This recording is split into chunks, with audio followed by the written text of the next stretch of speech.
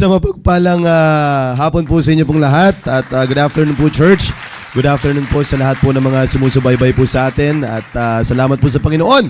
At tayo po nagsama-sama dito sa The Baptist Lunch, alright? At thank you so much sa ating mga pastor na muli na pagkatiwalaan na maging blessing po dito po sa ating programang The Baptist Lunch.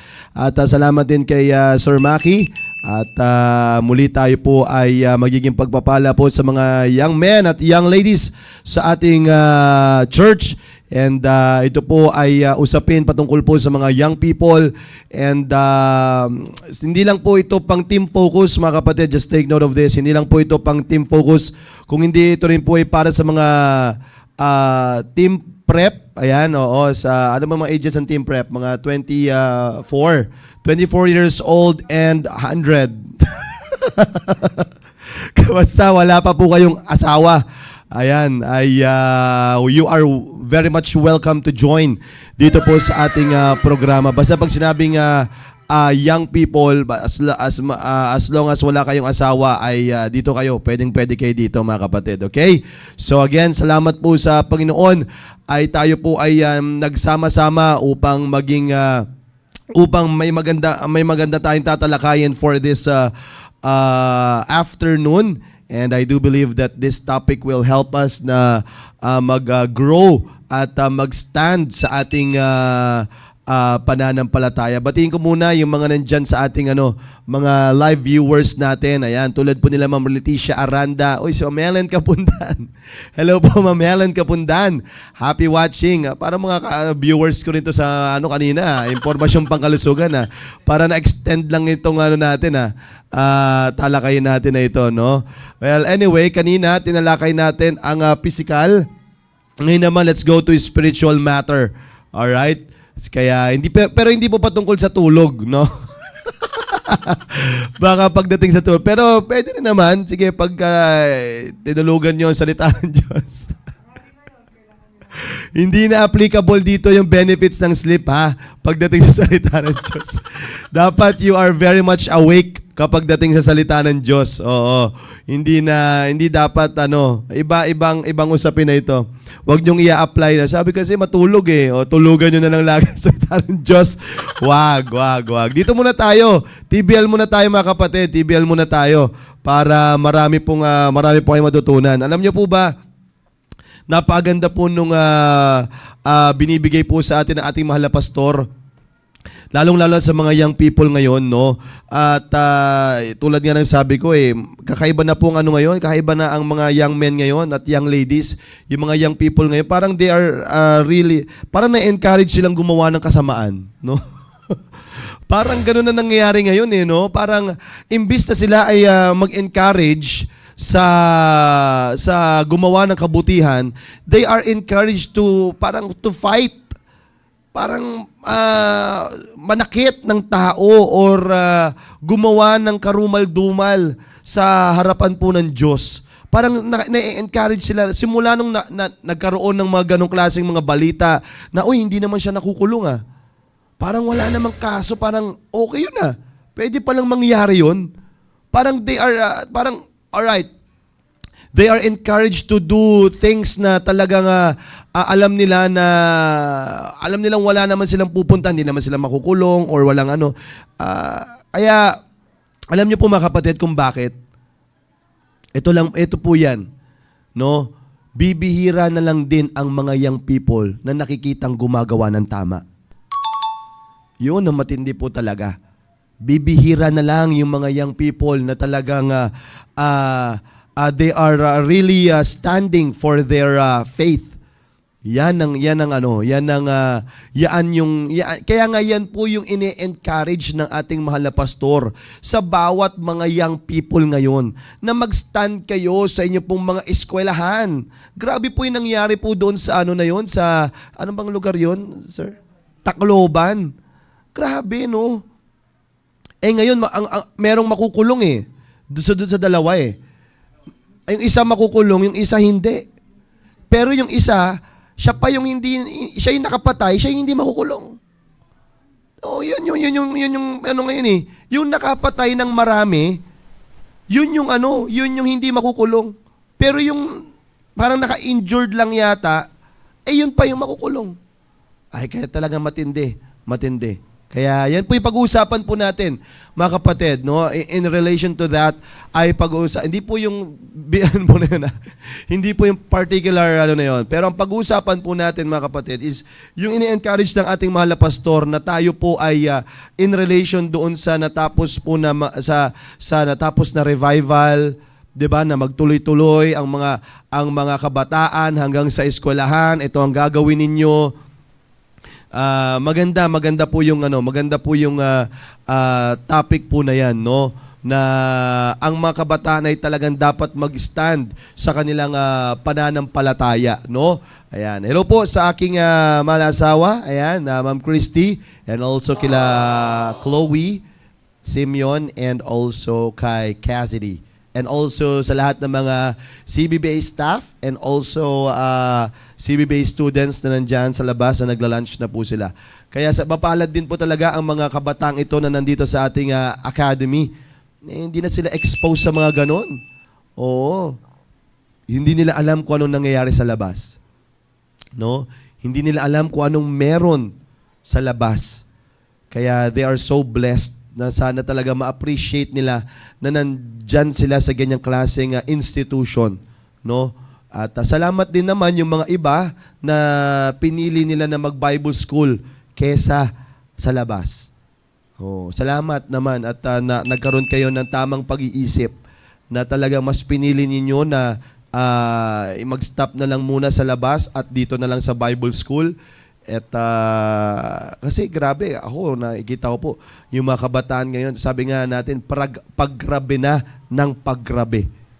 Oo. Talagang parang lalo na ngayon, nasabi ko nga na parang na-encourage sila. Meron nga doon, parang may napanood ako ulit na isang viral video ngayon sa isang, I'm not sure kung MRT station yon, dalawang bata. Ang daming nakatingin na tao pero parang sinasapak lang yung parang sinasapak lang isang vendor, no? Parang sinasapak lang isang vendor doon, pero ang dami nakatingin na tao. Walang pumipigil. Wala man lang pumagitna na bawal ya. Ewan. Kaya sabi ko nga, ako simula nung ko yan, talagang nagka-burden din talaga ako na sa mga yung campus ministry. Sabi ko sa mga ka-area ko po, mag-conduct talaga tayo ulit ng campus ministry. Dun sa mga teachers sa aming area, nananawagan talaga ako sa kanila that they should really stand pagdating po diyan. Pero may isa akong in-applyan for campus ministry. Ang sagot sa akin nung principal is gawin na lang outside the campus. Paano mangyayari yun? Gawin na lang daw outside the campus, not during the school hours. Wow, sabi ko. Hindi niya alam kung ano po talagang sinasabi niya. Kaya it really, sabi ko nga, ang ginagawa ko po ngayon, mga kapatid, dun sa mga nasasakupan ko pong mga areas na school, nag-a-apply po talaga ako, nagsasubmit po talaga ako ng letter na kung pwede makapag-conduct kami ng campus ministry. Yan po yung ko kasi gamitin ko po yung workforce namin. Kung madami po kaming workforce, why not be a blessing doon sa isang na yun, to preach the gospel, to preach the word of God doon sa eskwelahan na yun. Kaya sabi ko, yun napanood ko yung mga ganun sunod-sunod na grabe yung saksakan, grabe yung issue, mga kapatid. Pero sabi ko nga, nangyayari naman na yun.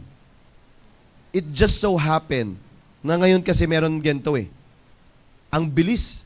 Ang bilis na kumalat One post mo lang, puk, na agad, viral na agad yan Oh, di ba? Kita mo na agad yan Pero sabi ko nga yan yung naging burden ko ngayon pagdating po sa campus. Kaya nag-apply ako ng mga eskwelahan, kausapin ng mga principals na talagang ilatag yung programa ng campus ministry na maibalik talaga yan sa iba't ibang mga klase. Sabi ko nga kung hindi tayo mapagbigyan ng Dati kasi kami po mga kapatid, meron po kaming campus ministry. Nagpalit kasi ng principal eh. Yan ang matindi. Pag nagpalit ng principal at hindi nanuniwala sa ganon, tapos tinanggal po yung campus ministry. Kaya nakakalungkot mga kapatid. May mga ganon. Hindi itinuloy eh. Yung kung anong meron na dati. So, yun na po yung nakakalungkot, 'di ba? So, pag walang salita ng Diyos mga kapatid, ano na mangyayari sa mga kabataan na ito? Kaya sabi ko nga doon sa mga iba, kahit man lang yung flag ceremony na lang. Oo, yeah. We do have values education as well. Actually, yun yung homeroom guidance. Doon pinapasok yung values eh. Kaya nga sabi ko nga po doon sa principal na kahit half lang, since values naman yun, then let's go to the Word of God. Oh. Akalain nyo minsan, may nagkukwento nga sa akin isang kabataan, in-example yung sa kamay yung Diyos. Ay my goodness. Matatawa po kayo sa mga nila. Ito daw yung kasalanan, ito daw yung Diyos, ito daw yung God the Father, ito daw yung yung tao, ito daw si Jesus Christ. Kaya daw wag daw gagamitin ang middle finger. Ay, ganun na lang kababaw mga kapatid. On how they will explain. Values education po yun Tinuturo sa values education yun. Kaya sabi ko talagang wala. Ano aanhin yun ng bata? Aanhin yun nung mga talagang kung baga yung na nila is hindi na sila ganun eh. Pang yun? Pang masimyon yata yun eh. Pero tuturuan mo 16, 17 years old, tapos gano'n yung mga mo. It really breaks my heart mga kapatid pag gano'n. Nakikita ko po yung mga gano'n na binabalita sa akin. Gano'n sila magturo sa values education. Yan. Ano po yan? Kaya sabi ko, may ilang schools kami na palayan. Let's see kung ano pong mangyayari. Prayerfully, na kahit may isang school doon, pagpapalain po yung school po na yon, no? Kaya salamat po sa Panginoon, no? At sabi po, may binanggit dito si Ma'am Jasmine de la Cruz, araw-araw na rin po mayroong balita na may saksakan or may nahuhuli na baril sa bag ng mga students. Yan, talaga, totoo yan. Sabi ko nga, madami na po talagang ganyan. Panahon ko pa mga kapatid, panahon pa ng pagiging high school ko, meron ng ganyan. Wala lang nagbibideo kasi 3210 pa lang nun. 3210 pa lang nun, walang noon, beeper. Oh, wala pang noon, wala pang noon. Ano pa yun? May camera ka pa dapat noon, video cam pa yun. Oh, hindi wala. Kaya pero panahon pa namin talaga. Wala sila si Rumir, mga kaidaran ko po ito. Oo, meron na po talaga yan. Meron na po ito. Kuya ko pala to. Si Kuya Rumir. Kuya Rumir. Si Kuya Rumir kasi.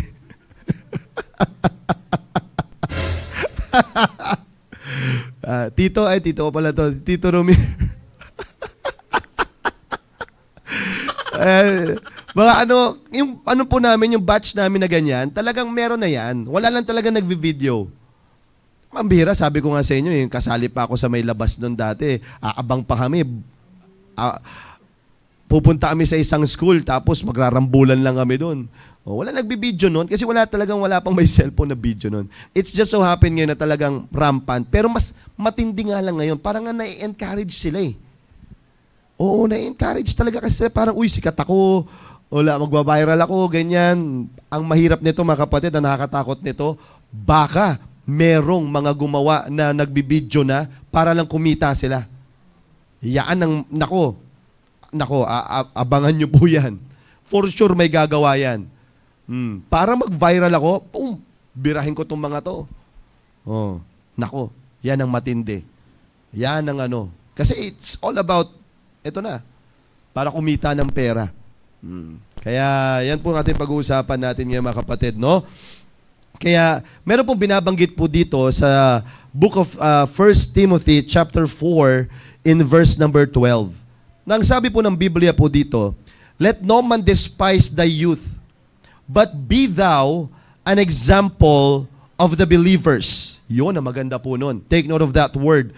Be thou an example of the believers. In word, in conversation, in charity, in spirit, in faith, in purity. Alright? So yan po ang ating pag-uusapan natin ngayon.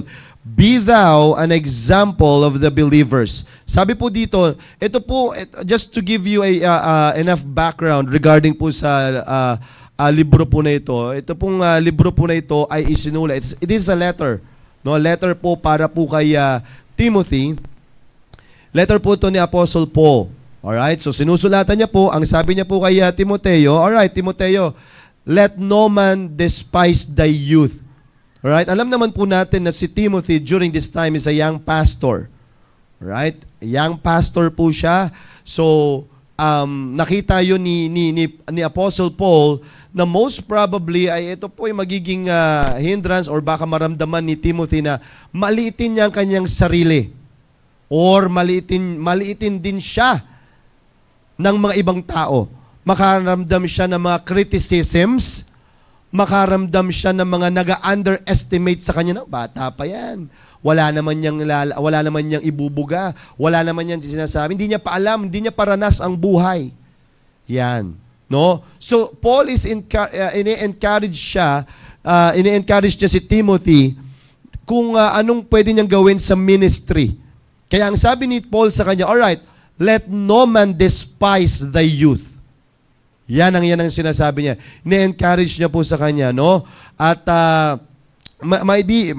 sabi ko nga, if makaka-face siya ng criticisms, i-underestimate siya, but always remember this, no? Lahat po ng mga young people na nakakapakinig po sa akin ngayon, age does not limit God's ability to use someone. Okay? Ulitin ko po. Age does not limit God's ability to use someone. In short, mga kapatid, kahit ikaw, kabataan ngayon, kaya ngayon siya sabi ng ating mahal na pastor, di ba? Ikaw, na wag mong iisipin na bata ka pa, or wala kang magagawa, or ganyan pa lang edad mo, ay wala ka pang asawa, ay ganyan, wala. Meron, wag mong limitahan ang abilidad ng Diyos, kapatid. Yan ang wag na wag mo anin. Yung God's ability, ibibigay sa iyo yan ng Diyos, mga kapatid. Kaya nga wag mong lilimit. Kaya nga, tingnan niyo po. Tingnan niyo na lang si Mary. Oh. 'Di ba? Ay, akalain yun, kung tayo ang titingin kay Mary, parang wala eh. Akalain mo, a young child, or ganyan pa lang ang ano niya, ang postura niya, hindi siya poor pa. Akalain niyo po yun, parang wala. In our eyes, parang hindi kayang gawin. Pero akalain mo, sa Kanya lumabas ang ating tagapagligtas. Pinakita doon ng Diyos na, wow, ito, akala nyo parang hindi walang mangyayari dito. Pero ito, ipapakita ko sa inyo na with this woman ay lalabas yung ating tagapagligtas. So same thing lang din po sa atin. Kayong mga kabataan na nakakapakinig sa atin ngayon. Huwag niyong sasabihin na walang makikinig sa akin. Huwag niyong sasabihin na hindi ko kaya mag-stand, hindi ko kaya humarap. Huwag mong limitahan ang sarili mo as long as kasama mo ang Diyos. Yan, kapatid. Huwag mong limitahan ang sarili mo dahil ito ka lang, walang makikinig. Ito lang ang kaya mo. Mga kapatid, as long as kasama mo ang Diyos, kapatid, bibigyan ka niya ng abilidad para magawa mo ang hindi mo kaya. Yan ang lagi, mga kapatid. No? Yan ang dapat natin makita. Kaya nga sabi nga dyan we need to be an example. Minsan kasi yun ang lagi naiisip natin, hindi ko kaya to, nahihiya ako, or iniisip natin na ito lang ang kaya kong gawin, or ina-underestimate natin ang ating sarili. It's because, ako, sabi ko nga po sa inyo, nung ako po yung nagtatrabaho, ito naman para sa mga team prep, no? Nung ako po yung nagtatrabaho talaga, I really see to it that I'll stand with my faith talaga. No? Talagang, ano yan, kahit anong gawin nila sa akin yan, sa trabaho, ipapakita at ipapakita ko talaga sa kanila na ako'y naninindigan sa aking pananampalataya. No? Tingnan niyo po, sinasabi nung iba sa akin dati, bakit ito naman nag-church siya? Okay lang sa kanya sumama sa ganito. Siya yun. Siya yun. Hindi ako yun. Kaya nga sabi ko hindi kami kasi parehas ng pananampalataya. Ano sabi sa Biblia po dyan? Be thou an example of the believer in word, in conversation, in charity, in spirit, at in what? In faith. Maging example tayo. Tignan mo nananampalataya din. Because maraming naniniwala ngayon, they are so-called Christians. Di ba? Kaya ngayon, ang tindi nun, best example po talaga yun eh. Anong sabi sa akin, no? Christian din naman to, nag-church din naman to every Sunday. Bakit ikaw hindi ka pwede mag-inom? Ito nagiinom. Ha? Siya naman nagiinom ba't ikaw hindi? Di mo kaya. Boss ko po yun Boss ko po ang nagsasabi nun. Kasi ayaw ko mag-join eh. Kukunin pa sa akin Saturday. Nako po, Saturday. No way. Kukunin sa akin Saturday na busy tayo niyan pagdating sa area, pagdating sa sunduan. Yun ang kukunin sa akin. Hindi po talaga pwede, boss. Sabi ko, hindi po ako nakikipag-join dyan. Sige, kahit hindi ka na lang mag-join, magbigay ka na lang. Boss, para mo naman sinabi sa akin na parang bibigyan ko kayo pang inom ninyo. So, ibig sabihin, naniniwala na po ako para mag-inom na rin kayo? Hindi po. Hindi rin po pwede, boss. Sabi ko, pasensya niya po, hindi ko po gagamitin yung pera ko para lang ipang-inom po ninyo. Talaga, talaga, sabi ko sa inyo. Hindi, iaambag na lang namin to sa pagkain. Okay, sige, iaambag sa pagkain. Alright, sige. Sabi natin iaambag sa pagkain, pero may kasamang inuman. Diba? Ibig sabihin nun, paano kung binili doon? Sisig. Di na pasarap palalo yung inuman nila. Because of the money na inambag natin. Sabi ko, kailangan makita Be thou an example. Merong isang nananampalataya, merong isa ring nagpapakilalang Kristiyano, mga kapatid, pero yun dapat ang makita sa atin bilang kabataan, bilang ikaw ay nagtatrabaho, bilang ikaw ay dapat manampalataya ka or mag-stand ka sa pananampalataya natin. Maging example tayo, mga kapatid. Huwag mong sabihin na kasi matatanggal ka, alright, sige, so be it, matanggal tayo sa trabaho as long as kasama mo pa rin ang Diyos. Huwag kang matatakot, mga kapatid. Huwag kang matatakot na ganyan, natatanggalin ka sa trabaho kasi hindi ka nag-ambag. Saan ka nakita tatanggalin ka sa trabaho kasi hindi ka nag-ambag? Patay tayo nun. Kahit sabihin, magka-HR-an pa nun. Hindi, walang matatanggal sa trabaho. Pag-iinitan ka, kapatid, tao lang yun. Diyos ang kasama mo.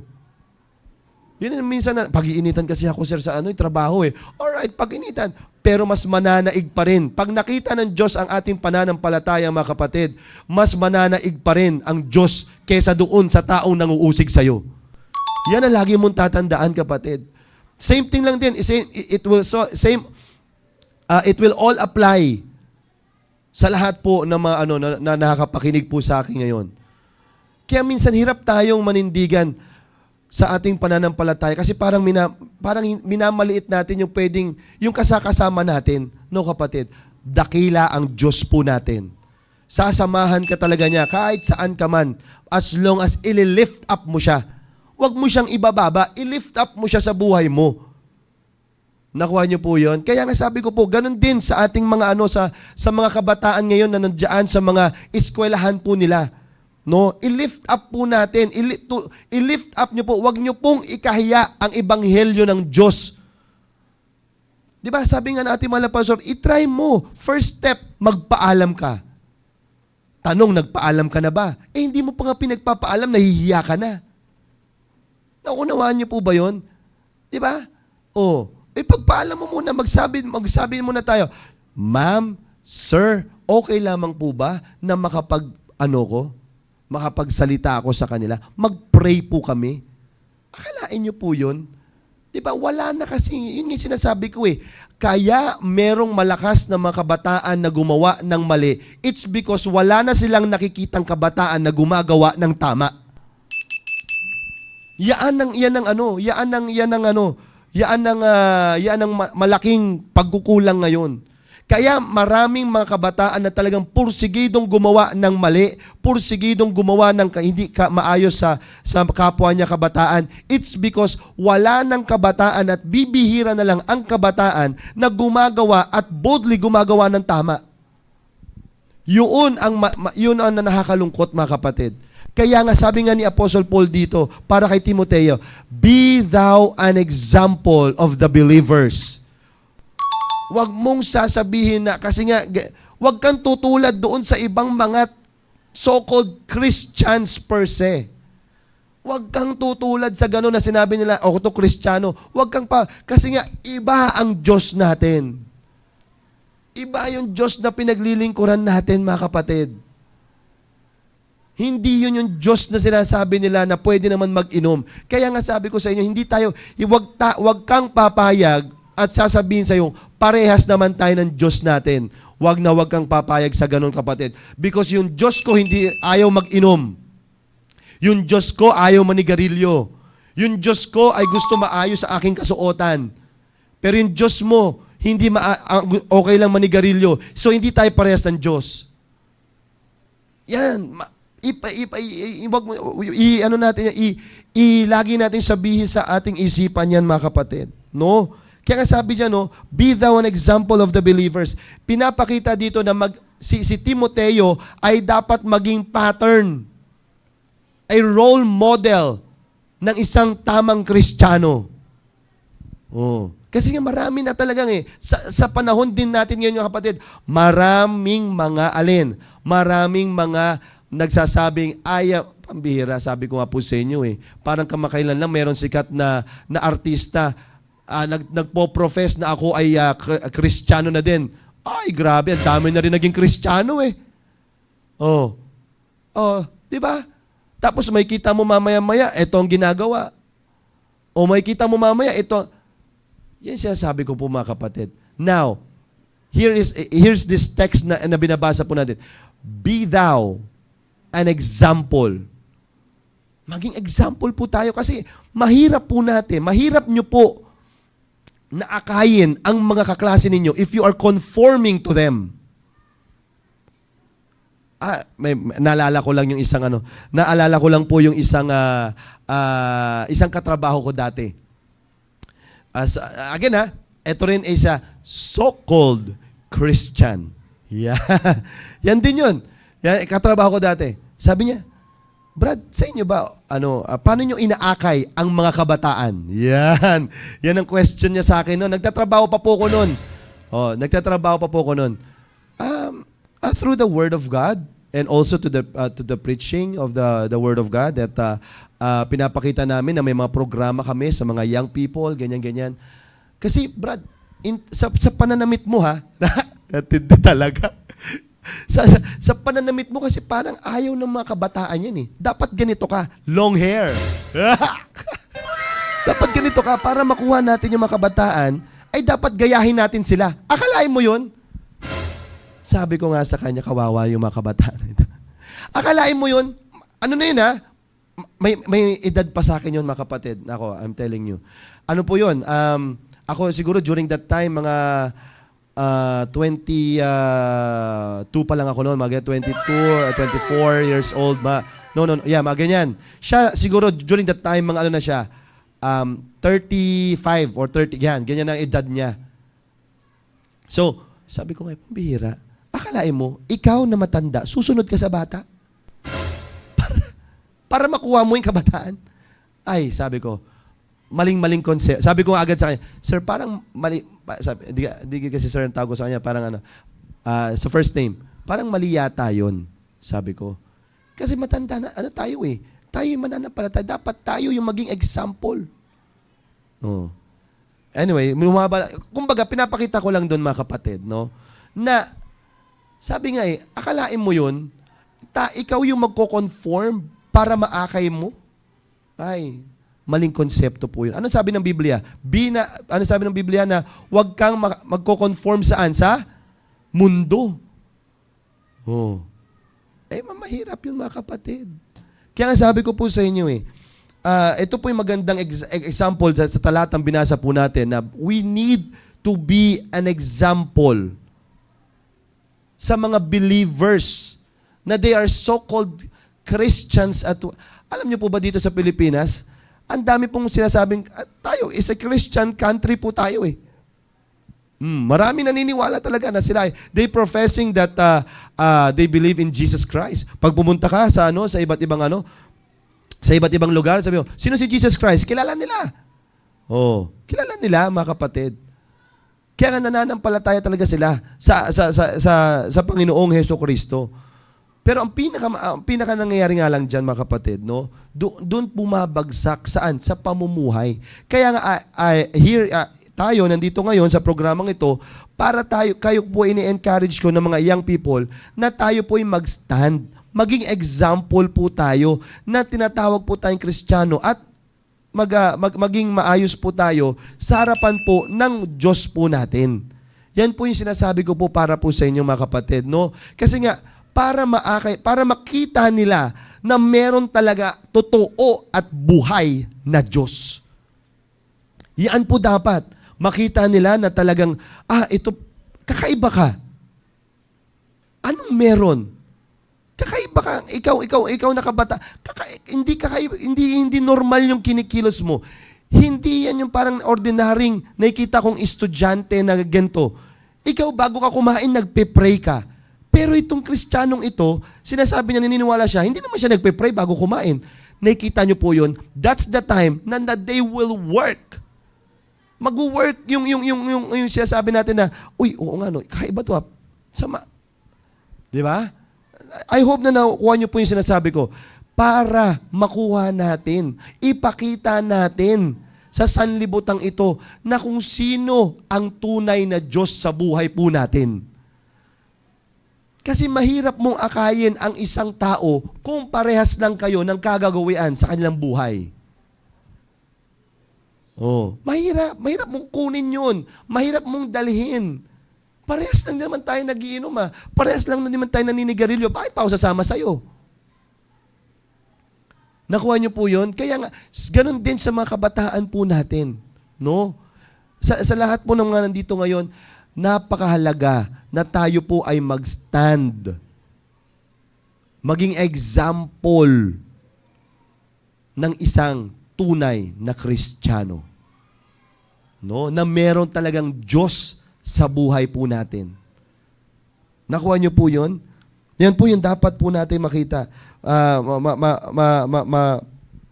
Sabi ko nga, marami kasi nagkiklaim that they are really a Christian, mga kapatid. But, sabi ko nga, bumabagsak sa kanilang Kaya mga young people na nakakapakinig po sa akin ngayon, huwag niyo pong ikahiya yung pagpe-pray.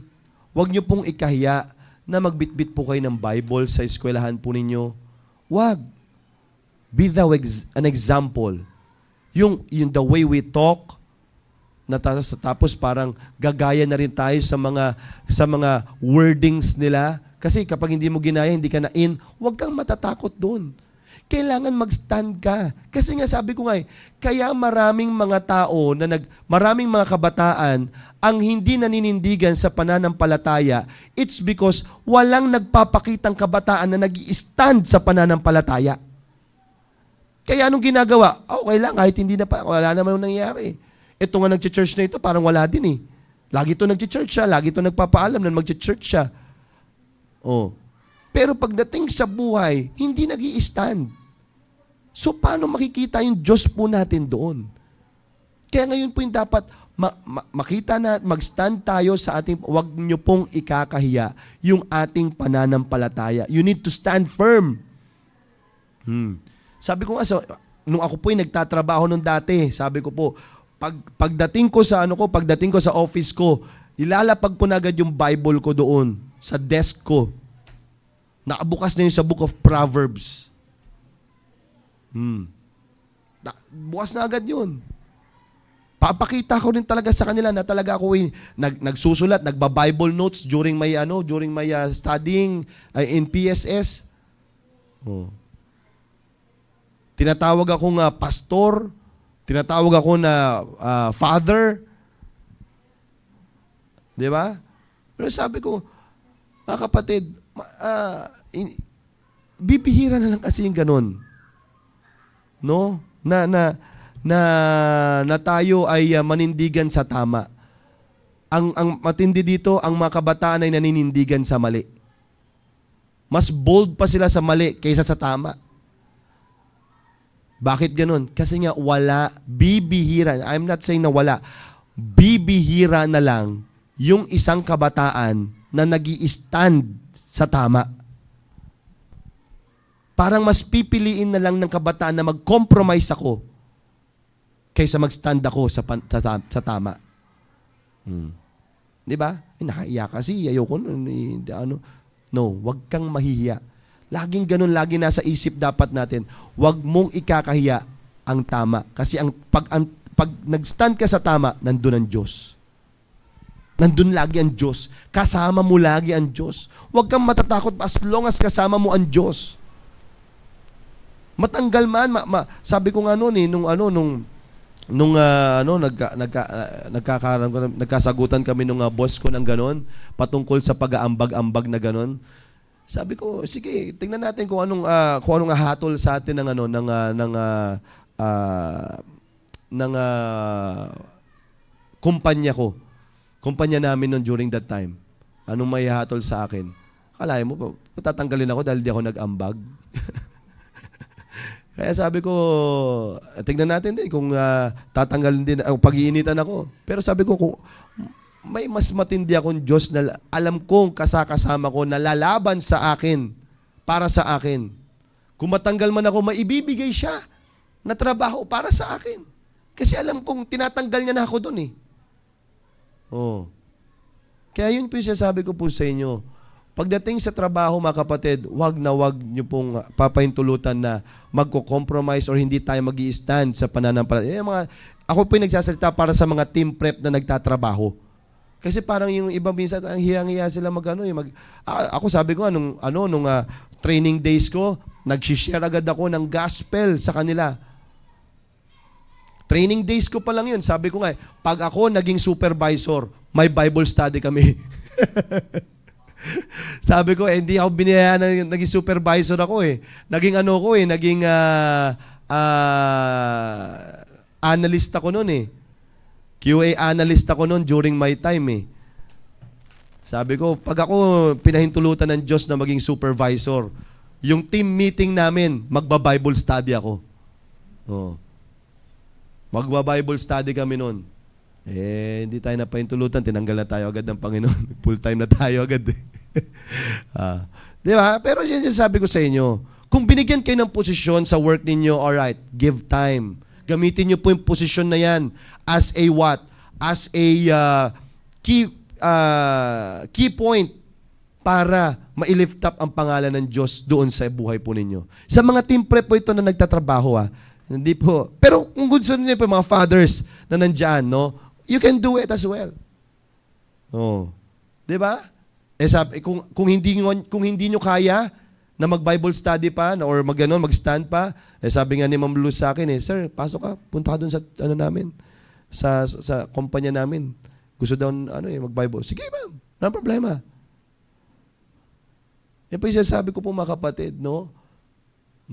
Kaya yan po yung dapat po natin huwag nyo pong ikakahiya ang ating pananampalataya. No? Huwag nyo pong ikakahiya yan. Sabi ko nga po sa inyo kung in terms nga lang kung ikakahiya, mga kapatid, pambihira. Siguro naman may karapatan ng Diyos para ang Panginoong Jesucristo para ikahiya niya talaga rin tayo. Pero hindi niya ginawa yun eh. Di ba? He identified himself na tayo. Oh. Tapos pinarusahan, dinala ang cross. para lang sa atin. Hindi niya tayo kinahiya, mga kapatid. Ang Diyos, hindi niya tayo kinahiya. Kung kinahiya niya tayo, kapatid, sabi nga, di ba, wag na, tigilin ko na to. Manalangin na ako, tawagin ko na yung 10,000 angels, boom, pagpapatayin ko na lahat ng mga to. No, hindi niya ginawa yun eh. Di ba? Hindi niya tayo kinahiya. Ang Diyos, hindi niya tayo kinahiya. Bagkus, in-identify niya pa. Akala mo yun? In-identify niya pa. Nakisali pa siya sa atin. In-identify niya pa ang sarili niya sa atin. Sabi ko, kung kahiyaan lang din naman, nakakahiya talaga, may siguro naman ang Panginoong Kristo, may karapatan naman talaga siyang ikahiya tayo, pero hindi niya ginawa yun. Tapos tayo, parang hirap tayong mag-stand, hirap tayong, nahiya ako eh. No. Kapatid, ang kaligtasan natin hindi kinahiya ng Diyos. Dinala niya yun hanggang sa cross ng Kalbaryo. Binigay niya ang buhay niya para sa atin, mga kapatid. Akalain mo yun? Tapos tayo, nakakaya. Nakakaya mag-stand. Naku, baka mayari ako ng kawork ko. Mamayari ako. No. Hindi ganun, mga kapatid. Lagi mong tatandaan, as long as ikaw ay naninindigan sa iyong pananampalataya at naninindigan ka sa tama, kasama mo ang Diyos dyan. Anuman mangyari, kasama mo ang Diyos dyan. Yun ang lagi niyo pong tatandaan, no? Kaya, yun po yung dapat ninyo kaya nga, it is really, as well, dito sa binasa natin text, ang isa pang makikita niyo po dito, mga kapatid, yung importansya nung influence sa binasa po natin. Sino nag-influensya ka dito kay Timothy? Apostle Paul. Nakuha niyo po yun? He is influencing Apostle Paul na ganito. Ito gawin mo, ito dapat. Kaya tayo minsan nahihirapan na manindigan kasi ang nag-i-influensya sa atin is yung mga tagalabas. Ang crowd of, ang friends natin, mga tagalabas. Pero pag kasama mo yung mga taga-church, kasama mo lagi na pinahintulutan mo mag-impluwensya area leader mo, pinapahintulutan mo mag-impluwensya ang ating mahal na pastor sa'yo, yung mga godly counselors mo, yung mga sub-area leaders mo, pinapahintulutan mo na mag-impluwensya sa buhay mo, lagi mong kasama yan, for sure, maninindigan ka dito. Kaya tayo minsan hindi manindigan sa ganyan. Yung influence na pinapahintulutan natin sa buhay natin is hindi tama. Kaya anong nangyayari? Mas maninindigan ka sa mali or magko-compromise na lang tayo. But sabi ng Biblia, be thou an example of the believers. Saan ka magiging example? Sa pamamagitan ano? In words. The way we talk, the way we converse. Ano pa sabi dyan? In conversation, in charity, in spirit, and in faith, in purity. Yan ang sabi po ng Biblia. So that's upon challenge ko po sa bawat isa ngayon. No, sa lahat po ng mga sumusubaybay po sa atin ngayon, mga young people, no? Na dapat na maging maayos po tayo na ehemplo, mga kapatid. Kaya nga sabi nga ng ating mga pastor, no, na kinakailangan natin mag-stand, huwag natin ikahiya kung ano man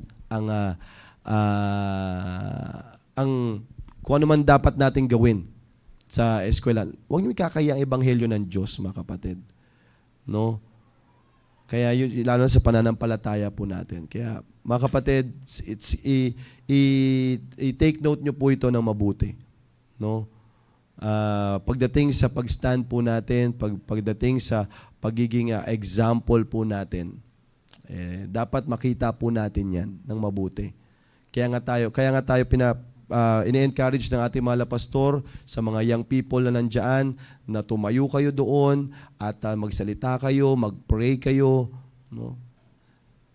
At pag nakita yan ng nakararami, makikita nila, ano kayang meron dito? Bakit kaya ganito kalakas ang loob nito? Diba? Nakikita niyo po ba yun, mga kapatid? Para mangibabaw ang Diyos sa buhay po. Itaas ang Diyos sa buhay po natin. Kaya sabi ko nga sa inyo, kaya maraming mga kabataan na gumagawa ng matindi at nagiging malakas ang loob nila sa paggawa ng masama. It's because kokonti na lang ang mga kabataan na naninindigan din sa tama. Kaya dapat tayo, ikaw, tayo na may Bible, tayo na may church, tayo na may pastor, tayo yung manindigan naman at ipakita natin sa nakararami na meron tayong totoo at buhay na Diyos. Yan ang matindi po niyan. Sa pamamagitan ng ikaw ay nananalangin sa gitna ng klase mo, pinapakita mo na may tinatawagan kang matinding Diyos para gabayan ka sa araw-araw. Ikaw naman na nagtatrabaho, pag ikaw pinakita mo at nanindigan ka, na kahit ano man mangyari, di ba? Ng mga team prep na nandyan, ikaw na naninindigan, ipinapakita mo lang din na meron kang matindi at tapat na Diyos sa buhay mo. Yan po yun. Kaya sabi ko sa'yo, manindigan ka lang, kapatid. Kasamahin mo ang Diyos. Kahit anong mangyari, as long as kasama mo ang Diyos, huwag kang matatakot. Alright? So, I hope na nagkakaunawaan po tayo mga kapatid, no, sa pinag-uusapan po natin na ito. So, again, sa mga sa mga nag-aaral po diyan, na mga young people, alright, be thou an example. Same thing din sa mga nagtatrabaho ng mga team prep or sa mga team prep po natin diyan, be thou an example. Pakita natin talaga na meron talagang totoo at buhay na Diyos. Alright? Sa lahat ng anggulo ng ating buhay, pakita po natin. Okay? So, I hope na nagkakaunawaan po tayo mga kapatid, no? Diyan po muna natin tatapusin ang ating discussion for this afternoon, and I hope na ako po ay naging blessing po para po sa inyo. By the way, shout out kay Sir Noel, watching from Ramos, Tarlac with Pastor Hill. Hello po. Hello po sa inyo pong lahat, no? Kaya salamat po sa Panginoon at tayo po ay nagsama-sama at I do believe na itong programang ito ay patuloy po na nagiging blessing po sa bawat isa, no? At sa mga susunod po ay andito po si Sir Maki para po sa inyo at marami mga young people, mag-tune in kayo dito, napakaganda po talaga nito, no? Kaya salamat po sa mga nandiyan ngayon, sa ating mga live viewers. Marami po mga nagsubaybay na, sila Janine, Chanel, sila iba pang mga mga young people na nanonood po sa atin ngayon, no? So thank you so much for tuning in, and I do believe that this program ay naging blessing po para po sa inyo. On top of this, lagi po namin sinasabi po dito, to God be the glory. Salamat po.